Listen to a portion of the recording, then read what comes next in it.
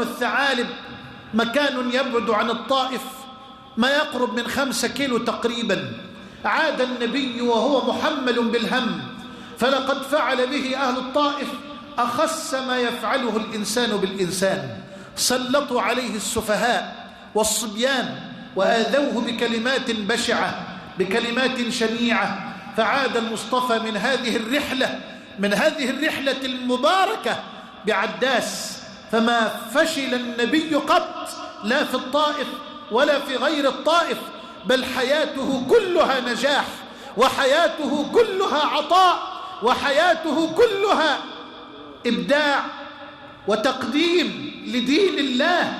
والله الذي لا إله غيره ما عرفت البشرية طعم النجاح إلا من رسول الله، وما عرفت البشرية حقيقة العطاء إلا من رسول الله.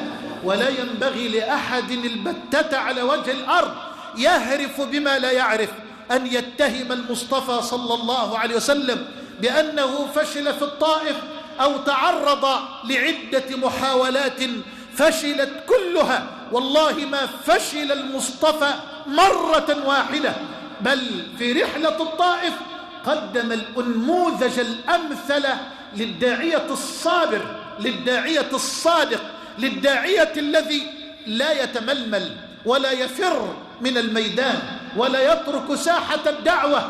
لقد عاتب الله نبيا كريما من أنبيائه ترك الميدان دون أن يأمره ربه ودون أن يأذن له ربه.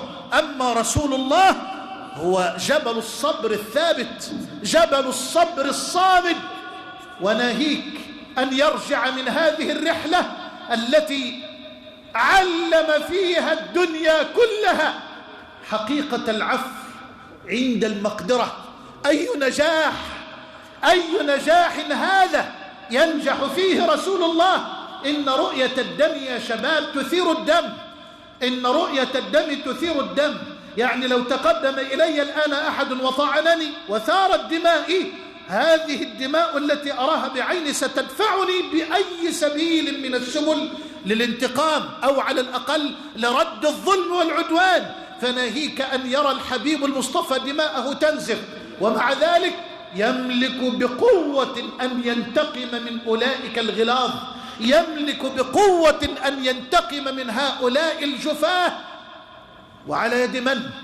على يد ملك الجبال الذي أرسله الكبير المتعال ليستأذن سيد الرجال، وها هو جبريل ينادي على النبي الجليل. ينظر الحبيب إلى سحابة قد أظلت، فيرى جبريل عليه السلام ينادي عليه: يا محمد، إن الله سمع قول قومك لك وما ردوا به عليك، وقد أرسل إليك ملك الجبال لتأمره بما شئت. هيا يا حبيب قلبي، انتقم من هؤلاء الغلاظ، انتقم من هؤلاء المجرمين، انتقم من هؤلاء الكافرين الذين آذوك وشتموك وطردوك وقذفوك ورموك بالحجارة. هيا لتكون عبرة لكل الكافرين، هيا لتكون عبرة لمن يعتبر. لا، هذا شأني وشأنك، وهذا حالي وحالك.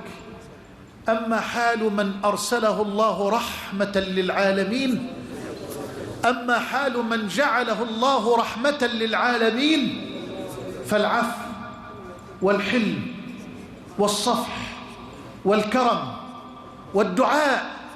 والدعاء.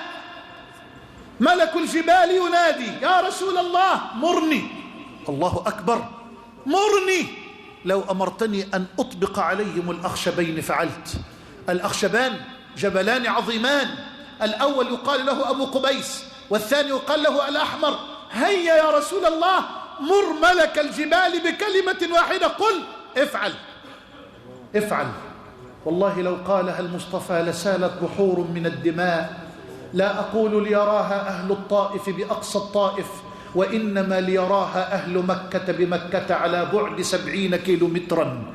ولكنه خرج وهو لا يعرف الانتقام، خرج وهو يحمل في قلبه الأمل، خرج وهو يحمل في قلبه ربيعا يتنفس كل صباح.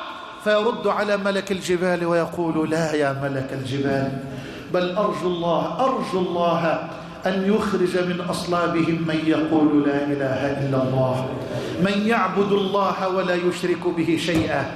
أي جاهل على وجه الأرض يتهم النبي بالفشل في رحلة الطائف أو في غيرها، وهو درس لا يقدر على استيعابه إلا الكبار، لا يقدر على استيعابه إلا الكبار، لا يقدر على استيعابه إلا أصحاب القلوب الكبيرة التي قلما تستجيشها دوافع الغلظة والقسوة والانتقام.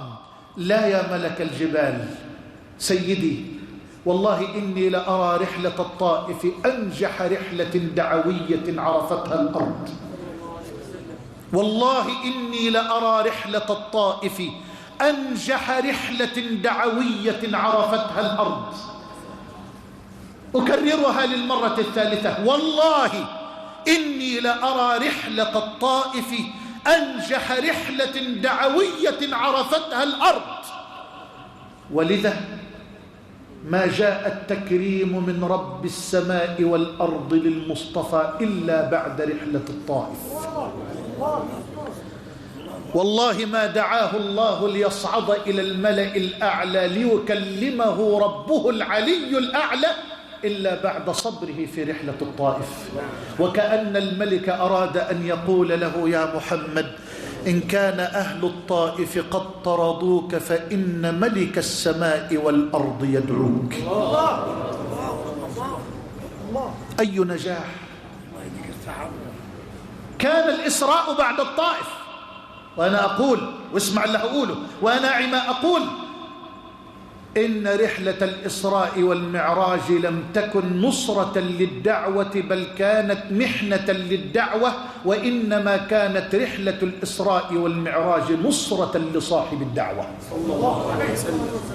خلي بالك من الكلام ده.